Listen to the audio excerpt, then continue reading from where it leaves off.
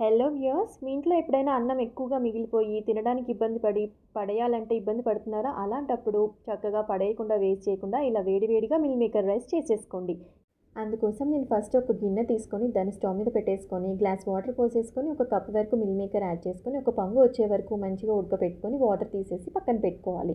మరో పక్కన మూకుడు పెట్టేసుకొని స్టవ్ మీద ఆయిల్ యాడ్ చేసేసుకొని పోపు పెట్టుకుంటున్నాను. అందుకు జీలకర్ర, ఆవాలు, మినపప్పు, శనగపప్పు, పసుపు, మనం ముందుగా ఉడకపెట్టుకున్న మిల్ మేకర్ అన్నీ యాడ్ చేసుకొని చక్కగా సాట్ చేసేసుకొని, ఉప్పు, కారం కూడా యాడ్ చేసేసుకొని 2 కప్స్ వరకు రైస్ యాడ్ చేసుకుంటున్నాను. ఇది మిగిలిపోయిన అన్నం అండి.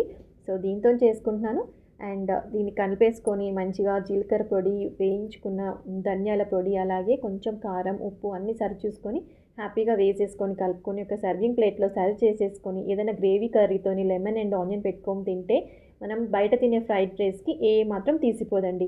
క్షణాల్లో రెడీ అయిపోయే ఈ మిల్ మేకర్ రైస్ మీరు కూడా చేసుకోండి.